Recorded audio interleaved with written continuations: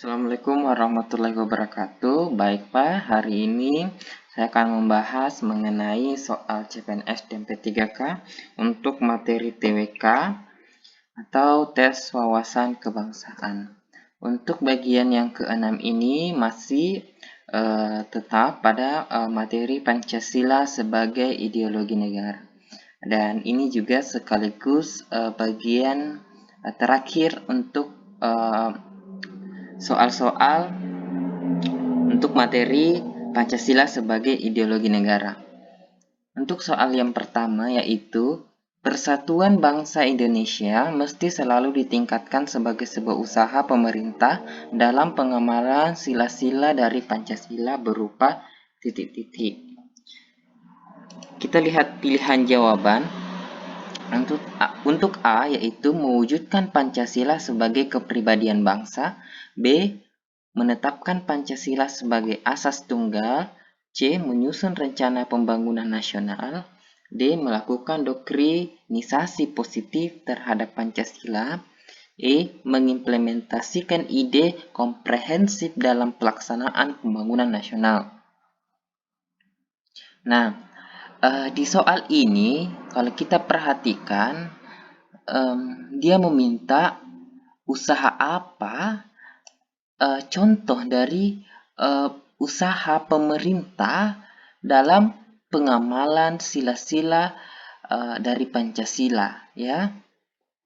Apa yang kira-kira menjadi usaha pemerintah dalam pengamalan sila-sila dari Pancasila?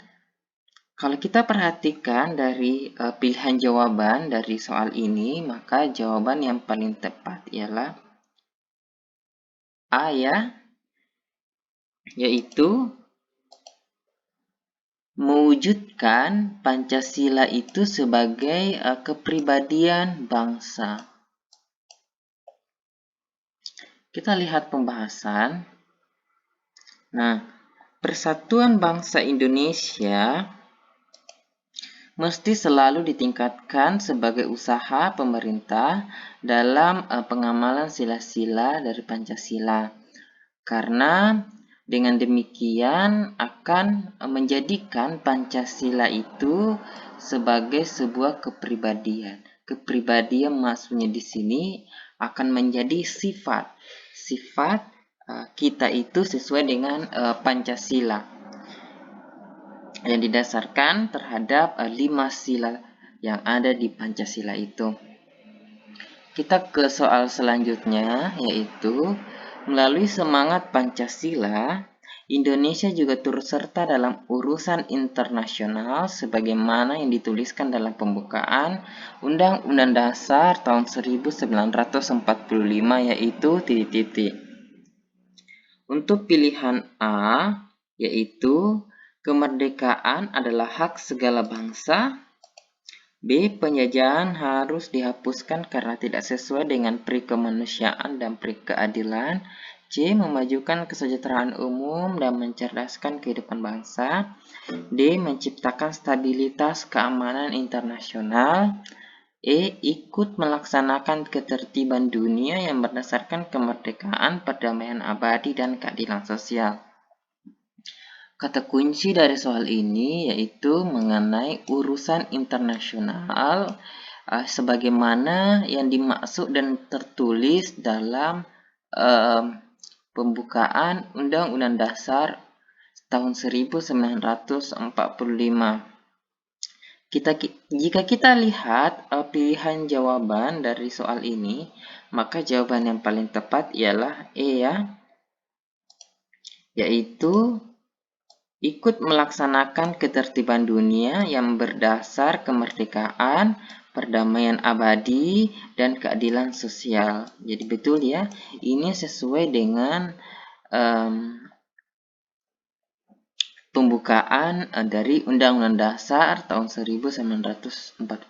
Jadi sangat penting sebenarnya kita memahami apa yang menjadi makna-makna yang terpenting dari 4 alinea pembukaan dari Undang-Undang Dasar tahun 1945. Melalui semangat Pancasila, Indonesia itu juga turut serta dalam urusan internasional, sebagaimana yang tertuang dalam pembukaan Undang-Undang Dasar tahun 1945, yaitu ikut melaksanakan ketertiban dunia yang berdasar kemerdekaan, perdamaian abadi, dan keadilan sosial. Kita ke soal selanjutnya, yaitu kemanusiaan yang adil dan beradab bisa diimplementasikan melalui banyak cara. Salah satunya adalah yaitu A. Membela kebenaran, B. Memberikan penghargaan atas hasil usaha orang lain, C. Membantu orang lain untuk menjalankan usaha, D. Menghormati hak orang lain, E. Rela berkorban demi kepentingan orang banyak. Nah, di soal yaitu kemanusiaan yang adil dan beradab. Ini sesuai dengan sila kedua dari Pancasila. Nah, bisa diimplementasikan melalui berbagai cara. Jadi dalam soal ini menanyakan apa yang menjadi contoh dari penerapan sila-sila sila kedua pada Pancasila, ya. Jika kita perhatikan pilihan jawaban, maka pilihan yang paling mungkin ialah D, ya. Menghormati hak orang lain. Menghormati hak orang lain. Ya. Mari kita lihat untuk pembahasan soal, yaitu kemanusiaan yang adil dan beradab itu bisa diimplementasikan berbagai cara. Salah satu caranya yaitu menghormati hak orang lain. Jadi kita semua punya hak, ya. Kita semua punya hak, dan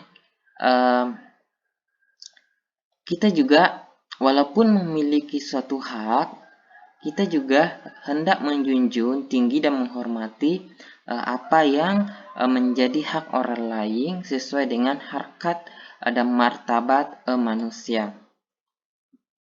Nah, saya ingin menutup video kita kali ini dengan kata bijak oleh Darmadi Darmawangsa. Jadi, beliau ini sebenarnya adalah seorang motivator.